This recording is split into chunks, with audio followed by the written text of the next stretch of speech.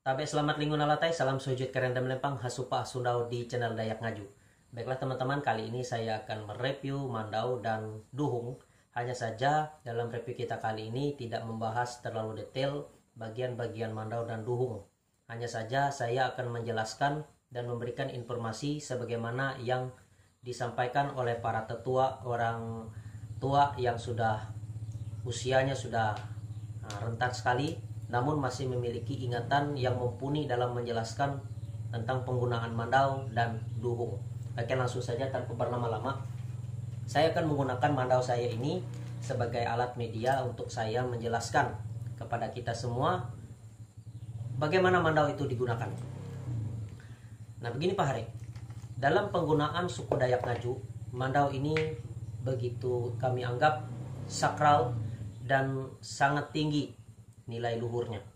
Oleh sebab itu, banyak sebab yang sudah terlihat beberapa dekade ini tentang banyaknya video-video yang beredar di kalangan suku Dayak khususnya, dan juga saya berbicara ingin dalam ruang lingkup suku Dayak Ngaju Danum. Jadi begini, banyak video-video yang beredar tentang aksi-aksi atraksi kebal-kebalan menghiris tubuh bagian badan kita ini menggunakan Mandau. Nah, jadi di dalam perihal ini saya akan menyampaikan ini secara tegas kepada teman-teman semua, kepada kita. Bukan saya menegaskan secara ini ya, menekan, tidak, tetapi saya ingin memberi informasi yang begitu tepat kepada teman-teman semua berdasarkan yang disampaikan oleh orang-orang tua yang sudah sangat tua sekali, yang rentan usia, bahkan hampir meninggalkan dunia ini. Saya sudah bertanya di mana-mana pun, dan saya sudah menginginkan informasi tersebut disampaikan. Nah, jadi lewat video ini akan saya sampaikan. Mohon untuk orang-orang Dayak, khususnya kita dalam ruang lingkup suku Dayak Ut dan Ngaju, jangan menggunakan Mandau dijadikan sebagai alat atraksi atau kebal-kebalan. Pertanyaannya, apakah atraksi kebal-kebalan itu merupakan satu tradisi dan budaya yang sudah diwariskan dari zaman nenek moyang sampai hari ini? Jawaban saya tidak. Sama sekali tidak. Itu tidak ada di dalam kebiasaan tradisi suku Dayak Ngaju Ut Danum khususnya. Mungkin di Dayak-Dayak lain juga tidak ada. Hanya ini dipelintir saja. Karena melihat adanya budaya-budaya lain, budaya-budaya luar melakukan atraksi-atraksi tersebut, maka ikut-ikutan juga. Namun mengatasnamakan budaya, melestarikan tradisi, melestarikan budaya yang sudah ditelan zaman di kala itu, lalu dimunculkan di zaman ini menggunakan Mandau, menggunakan parang, menggunakan ambang, ataupun parang apapun itu digunakan untuk menghiris tubuh. Nah, saya sangat tidak setuju dengan perihal tersebut, apalagi dilakukan dengan Mandau. Untuk saudara ketahui, Mandau ini begitu sakral dan tinggi nilai luhurnya. Karena ini adalah salah satu warisan budaya nenek moyang kita yang bersejarah. Baik di dalam medan pertempuran, baik di dalam sumbangsihnya dalam kehidupan, yaitu bagaimana dia digunakan, bagaimana seharusnya dia dipergunakan. Nah, mohon maaf Pak Hari apabila penjelasan saya ini agak sedikit menyinggung dan segala macam. Namun ini tetap saya sampaikan kepada kita semua agar tidak salah dimengerti, salah dipahami, dan salah digunakan. Nah, Mandau ini khusus digunakan untuk acara-acara ritual adat, acara-acara tradisi yang sudah turun-temurun sampai hari ini. Dan kemudian Mandau ini juga khusus untuk mempertahankan diri, kehormatan, wibawa keluarga, dan juga untuk dalam darurat perang. Mandau ini sangat kita anggap tidak sembarangan. Jangan menganggap Mandau itu sembarangan. Baik itu Mandau baru, baik itu Mandau yang tua, apalagi Mandau yang tua ya. Mandau yang tua akan sangat kita hargai, bahkan karena tua dari kita harus menghormati dan menghargai. Kita tidak tahu persis bagaimana pengalaman Mandau-Mandau tua itu pada zaman itu. Nah, kemudian Mandau-Mandau yang baru ini ada yang dibuat pakem, yaitu menyerupai yang aslinya, bahkan juga tidak meninggalkan rupa aslinya, bagaimana sulat tempusarnya, bagaimana ukirannya, banyak masih teman-teman kita yang ada di suku Dayak Ut Danum Ngaju yang membuat sesuai pakemnya. Nah begitu. Mohon kepada teman-teman semua, khusus kita orang Dayak, jangan kita meremehkan barang kita ini dengan melakukan atraksi-atraksi, kebal-kebalan untuk dipertontonkan. Semua suku punya ilmu. Semua suku-suku di Indonesia ini, di Nusantara ini, bahkan di luar negeri sekalipun, kita punya kelebihan-kelebihan tersendiri. Namun untuk kekebalan ini, khususnya dalam ruang lingkup Dayak Ngaju, mohon jangan dipertontonkan. Karena akan ada banyak anak-anak yang masih sekolah, yang akan menonton, dan kalau dia tidak tahu, oh itu benar adanya, maka diambil lading dari dapur lalu menghiris tubuh dan luka, akhirnya apa? Ditanya, kenapa melakukan seperti ini? Kenapa melakukan seperti itu? Tanya orang tuanya. Jawabnya, ya karena saya lihat di video tadi ada orang-orang Dayak yang menghiris tubuhnya kebal dan tidak luka. Nah jadi video-video semacam ini tolong jangan kita pertontonkan untuk anak-anak. Dan apalagi kalau boleh jangan dilakukan lagi, khususnya kita orang Dayak.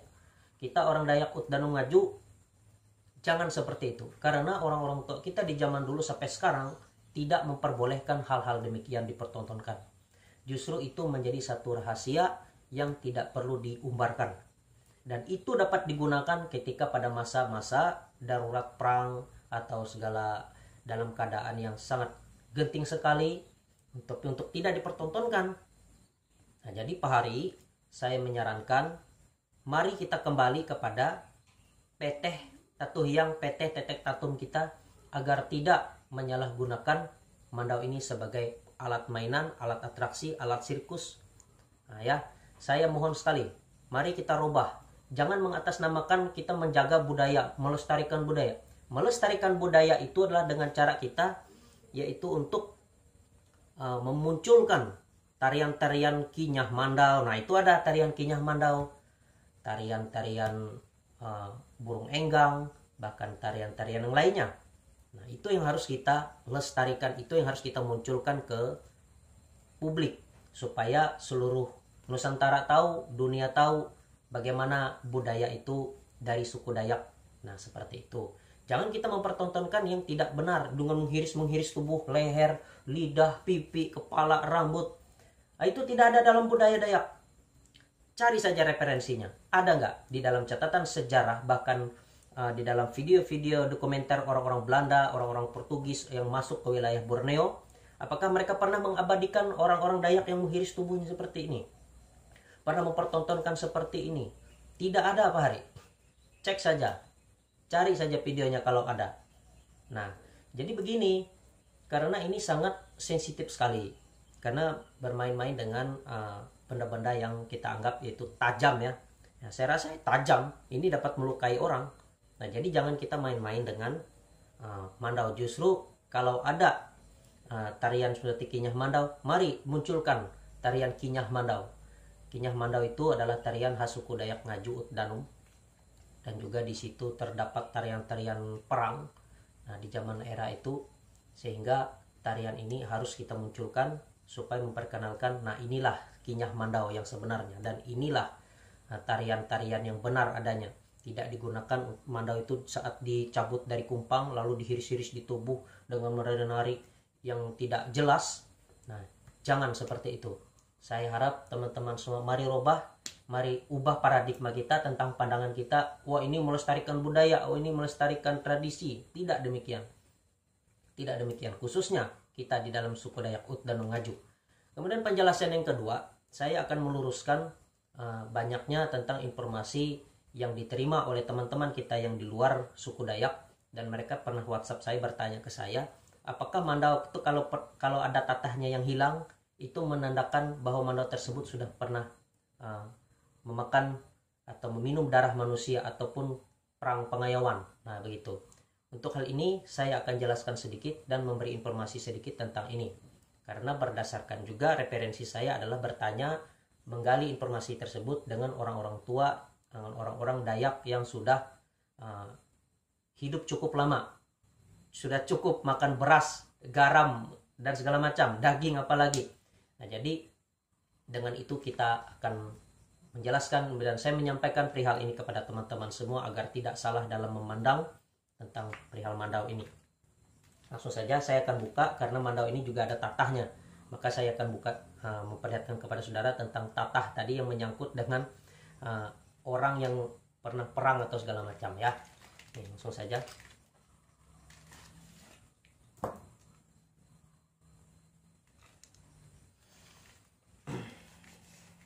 Jadi begini Pak Hari. Mandau ini ada tatahnya ya. Tuh. Tatah perak kuningan tembaga ada di sini. Tatah mandau ini bisa hilang karena bilahnya termakan usia korosi ya. Nah, begitu. Kemudian juga tersering kena pada zaman itu sering sekali terjadi ritual adat segala macam. Darahnya mengenai bilah ini dan akan membuat tatah-tatah ini menjadi longgar, dan tidak menutup kemungkinan kalau kena semua, kena dengan rata, maka mandau tersebut pasti di samping dia dimakan usia, dia akan tatah-tatah ini juga mengerucut dan longgar, sehingga ketika terjadi ada acara ritual lagi, misalnya ada benturan ke kayu keras seperti ulin, benuas, meranti dan segala macam, atau doho, ketika kita mencari syarat-syarat untuk perlengkapan ritual adat, nah maka itu otomatis dia akan jatuh hilang tanpa kita duga, tanpa kita ketahui. Saat dibuntur, tang, dia akan kecabut hilang sendiri. Walaupun benar di mana mandau tua kita tidak mengetahui secara detail karena kita tidak hidup di zaman mereka. Kita hanya mendengar tentang kisah daripada orang-orang tua yang memegangnya. Namun di bagian itu tidak menjadi patokan kalau tatahnya hilang. Kalau tatahnya hilang ya, hilang satu, menandakan bahwa korbannya sudah satu. Karena ada informasi yang beredar seperti itu. Misalnya tatahnya ini hilang dua, tatah peraknya atau kuningannya hilang ya, antara satu atau dua. Itu menandakan bahwa sudah makan manusia, darah manusia itu sudah satu atau dua orang yang sudah menjadi korban daripada mandau tersebut. Tidak demikian Pak Hari. Nah, penjelasan saya di awal itulah yang membenarkan, yang saya rasa anggap benar, dan orang tua yang mengatakannya pun saya sangat yakin, dan itu masuk di logika. Nah, jadi Pak Hari, jangan kita sembarangan telan dengan informasi yang disampaikan, karena ada orang-orang yang melebih-lebihkan maksud saya. Jadi kesannya agak horor, agak misteri, ngeri gitu. Nah, padahal tidak demikian. Misalnya mandau saya ini, misalnya saya berperang, tatahnya nggak hilang, masih lengket di situ. Misalnya saya perang dengan 3 manusia misalnya, tatahnya malah hilang 10. Apakah 10 juga korban saya? Tidak, 3 tadi aja. Nah begitu. Disinilah kejujuran dan integritas kita dalam menyampaikan sesuatu, harus kita benar-benar jujur. Jangan kita melebih-lebihi supaya terlihat mengesankan, menakutkan. Tidak. Di samping mandau ini terlihat cantik karena tatah-tatahnya, tatah-tatah ini diisi karena adanya syarat, karena adanya sesuatu filosofi, ada sesuatu yang sudah menjadi peteh tatuh, yang peteh tetek tatung. Kenapa dia harus ditatah? Ada maksudnya, ada maksud terselubung di situ yang tidak saya katakan di sini, karena itu menyangkut rahasia tentang daripada pusaka suku Dayak.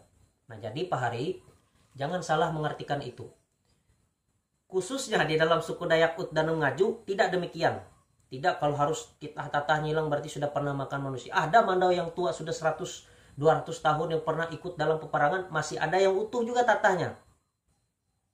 Ada juga tatah yang mungkin 100-200 tahun mandau tua itu tatahnya hilang 1, padahal sudah pernah ratusan makan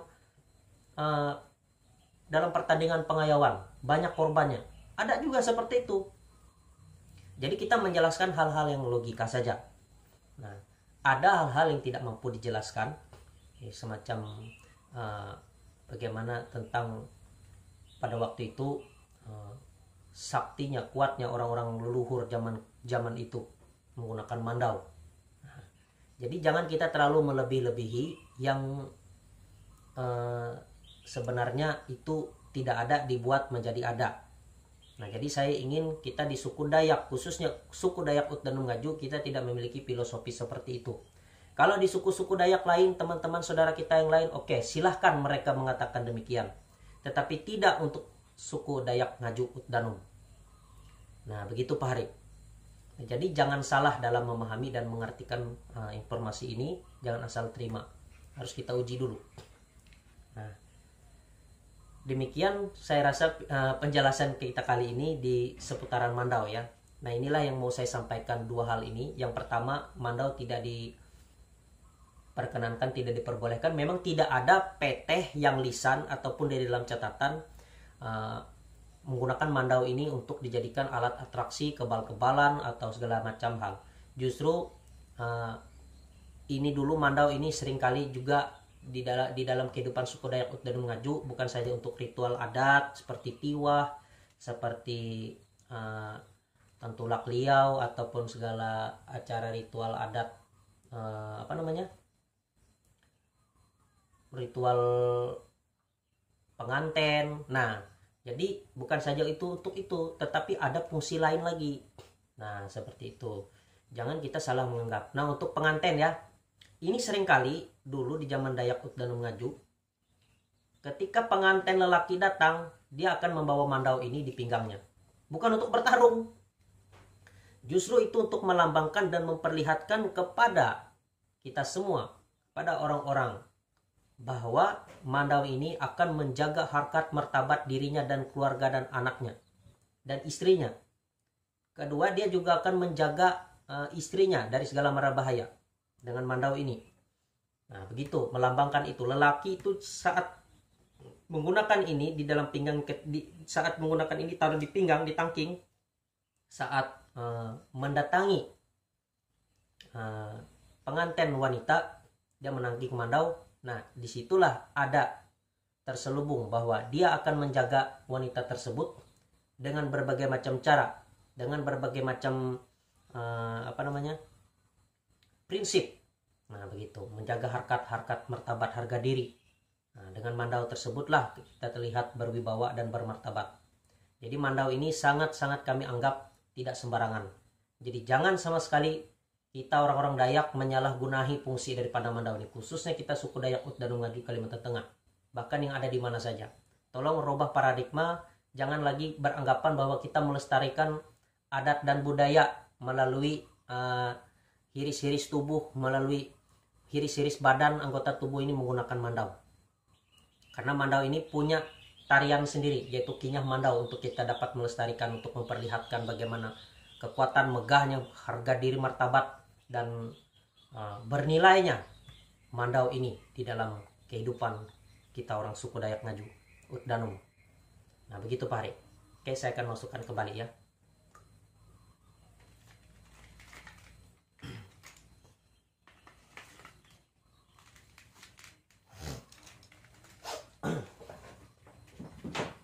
Kemudian yang kedua, saya akan menjelaskan tentang duhung ya.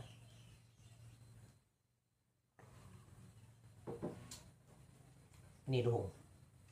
Duhung ini baru saja kita selesaikan dalam beberapa hari yang lalu. Dan ini adalah pesanan milik Pak Hari kita yang sudah lama beliau tunggu ya. Dan mohon maaf Pak Hari, saya izin menggunakan duhung ini sebagai alat media saya menjelaskan, karena kalau tidak dijelaskan akan ada penyalahgunaan, akan ada penyelewengan nantinya ke depannya oleh orang-orang yang tidak tahu menau soal ini. Duhung ini di zaman nenek moyang kami hanya dipergunakan oleh orang-orang yang memiliki kedudukan jabatan di dalam keadatan, di dalam tradisi kami suku Dayak Ngaju. Seperti misalnya damang, mantir, singah, dambung, dan paling fenomenal itu adalah yang sering digunakan itu, yang terlihat sekali, yang sering kali kita lihat, yaitu para basir lah yang mampu menggunakan ini dengan baik. Bukan berarti yang lainnya tidak baik menggunakannya, tidak. Karena mereka para basir itu, para pesor itu, kalau di jalur Sungai Kahayan ya ada basir, balian, yang kalau saudara penasaran, saudara bisa cek, buka di YouTube, bisa saudara lihat teman-teman kita yang mengupload Basir Balian. Nah, sudah bisa lihat di situ. Kemudian duhung ini juga di jalur Sungai Katingan itu banyak digunakan oleh para pisur atau pesor. Nah, jadi setiap dua aliran sungai ini ada jabatan tertentu dalam penyebutannya, dan juga sistem prosesi ritualnya juga sedikit berbeda. Nah, namun penggunaan duhung ini tetap oleh para basir dan pesor, dan juga ada damang mantir yang menggunakannya, Pak Hari. Nah, namun bisa kita melihat bahwa mereka lah orang-orang para basir inilah yang mampu menggunakan ini dengan dengan konkret dan dengan jelas terlihat bagaimana mereka menggunakannya. Tidak sembarangan orang Dayak di dalam, misalnya ada satu rumah betang yang besar, yang panjang, rumah panjang ya, betang ya. Duhung ini paling ada satu atau dua. Tidak setiap kepala keluarga yang memegangnya. Ya, seperti saya katakan tadi, hanya ada orang yang memiliki kepercayaan daripada masyarakat, dia damang, mantir, ataupun basir, sangiang, pesur, ya. Nah, begitu. Tidak semua orang anggota keluarga yang memiliki ini. Kalau saya tidak punya jabatan, misalnya saya hanya anggota keluarga biasa saja, kepala keluarga biasa saja, masyarakat betang itu sendiri, saya tidak mampu menggunakan duhung ini. Saya hanya ada mandau, ada ambang, jadi ada lunju. Nah, begitu. Kalau duhung ini memang benar-benar hanya mereka yang memiliki kedudukan yang dapat menggunakannya, yang memiliki kepercayaan daripada masyarakat untuk diembankan kepada mereka. Nah, duhung ini kami suku Dayak Ngaju mempercayai bahwa duhung ini adalah dari bentuk dan rupanya itu diturunkan oleh leluhur, oleh sang pencipta ya. Bahasa ininya kita arahkan saja ke pencipta, karena pencipta langsung menurunkan kepada orang suku Dayak bentuk duhung ini. Nah, para leluhur lah yang menggunakannya dan menitipkan bagaimana cara penggunaannya, bagaimana cara kita orang-orang Dayak dapat menghargainya, menghormatinya, dan menyimpannya. Nah, duhung ini Pak Hari, para basir lah yang mampu menggunakannya. Para basir ini adalah orang-orang yang mampu berhubungan, berkomunikasi dengan para roh-roh leluhur yang sudah tiada, dan menghubungkan mereka dengan kami orang Dayak yang masih hidup. Ketika kita orang yang masih hidup ingin mencari petunjuk tentang banyak perihal ya dalam kehidupan ini, maka diadakanlah acara ritual. Nah, duhung ini disertakan, diikutkan basirlah yang memegangnya, yang menggunakannya. Nah, ada tandaknya juga. Tandaknya itu ya di dalam orang para basir itu sendiri.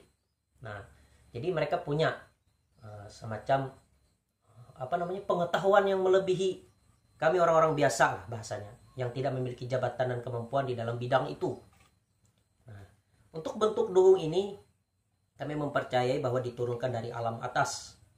Nah, kemudian duhung ini kalau saudara pernah melihat duhung ya seperti ini saja bentuknya, sederhana saja.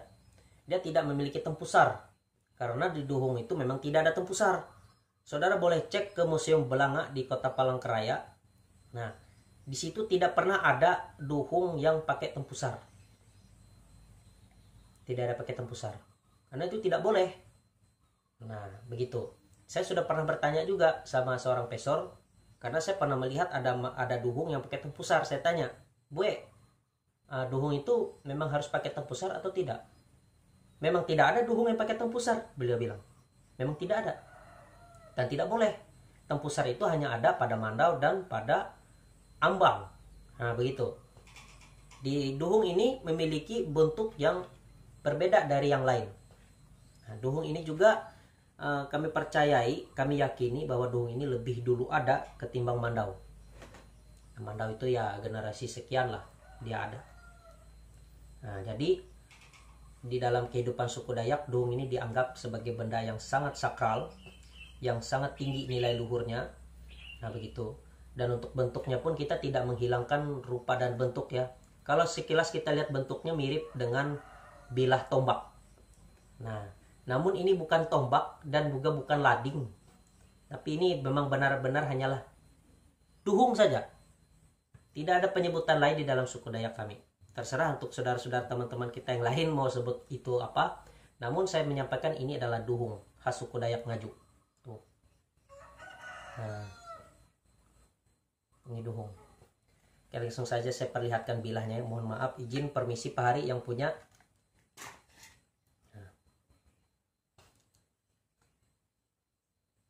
Nah, ini duhung.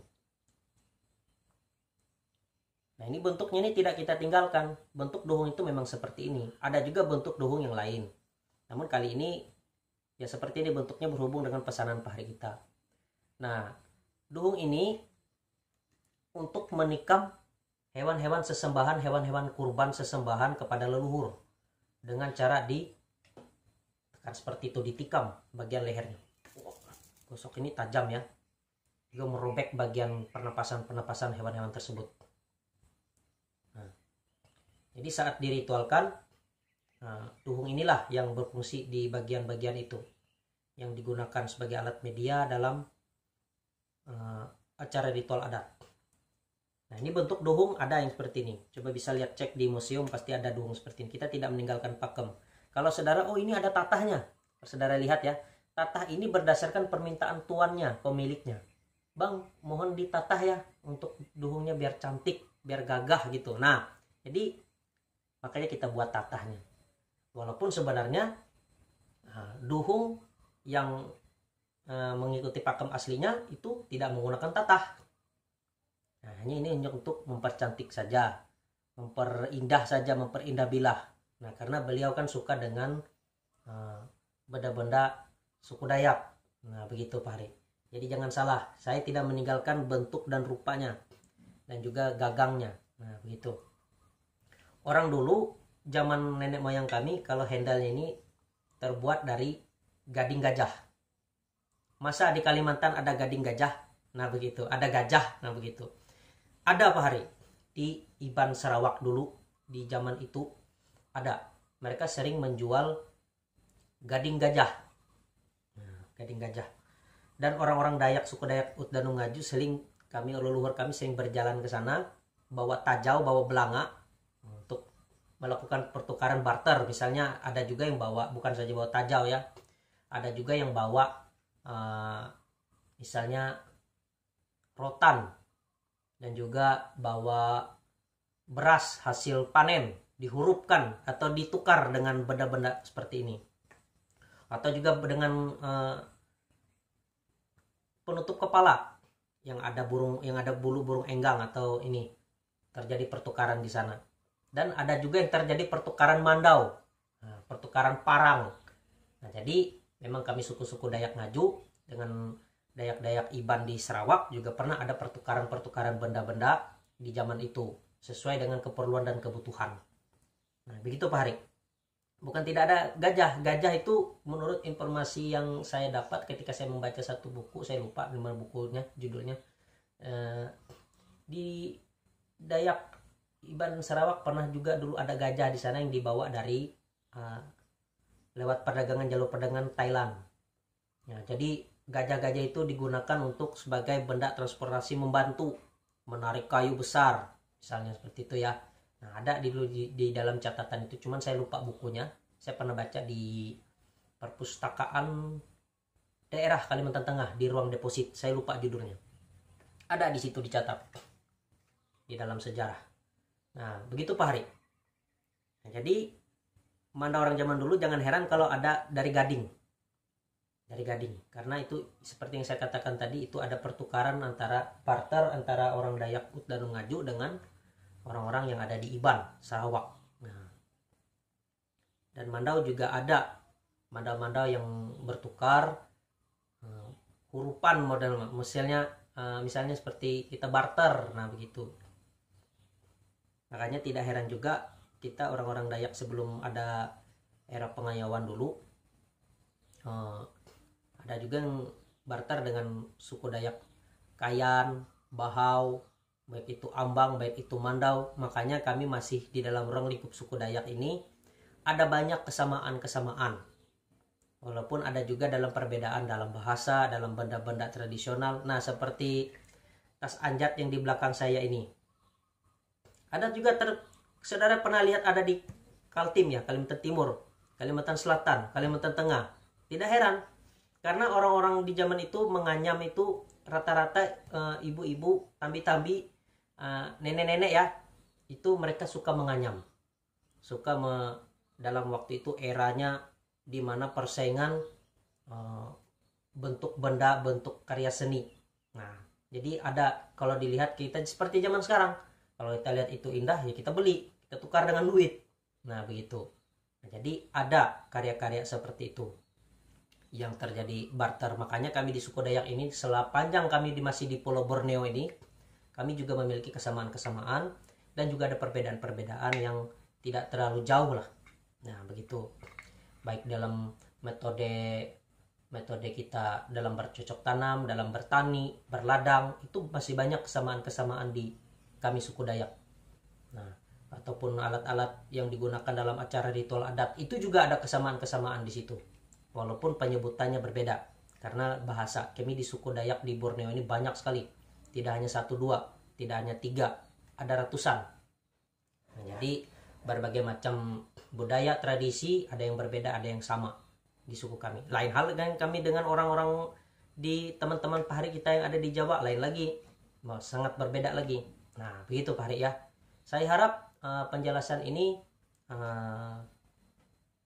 cukup saja, tidak terlalu panjang. Saya mohon maaf apabila ada salah menyampaikan ataupun menyinggung dari beberapa pihak. Saya mohon maaf jikalau ada yang tersinggung atau tidak enak dengan perkataan dan kalimat saya. Namun saya menyampaikan hal ini dan saya ingin kita benar-benar melestarikan tradisi kita dengan baik, sesuai dengan kearifannya. Jangan kita mempertontonkan hal-hal yang tidak ada faedahnya. Untuk kebal-kebalan itu nggak ada faedahnya Pak Rai. Dan itu hanya digunakan pada saat keadaan yang saat genting ya. Tidak diperkenankan untuk dipertontonkan. Seperti yang saya katakan di awal.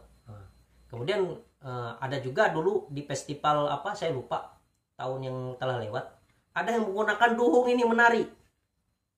Bayangkan duhung ini seperti yang saya katakan di awal hanya digunakan oleh para basir, pisor. Dan ada juga damang mantir, singa dambung yang memiliki jabatan-jabatan ya. Ada kedudukannya. Ini orang yang tidak punya kedudukan di bagian itu malah pakai duhung ini untuk menari-nari, senang-senang, bahkan dicabut dari kumpangnya, dihiris-hiris badan tubuhnya, bahkan sampai jatuh. Bayangkan saking semangatnya dia karena atraksi dilihat banyak orang, sampai dia jatuhin duhung. Ini sangat merendahkan sekali, sangat meremehkan sekali duhung itu, orang seperti itu. Dan saya minta kepada teman-teman semua, jangan salah mengartikan, jangan salah memahami, jangan salah menggunakannya. Khususnya kita orang Dayak Ngaju, jangan buat benda pusaka kita ini untuk jadi alat mainan, alat yang kita pertontonkan untuk hal-hal yang tidak berfaedah, yang tidak mendidik, yang tidak mengedukasi. Nah, seperti itu Pak Hari.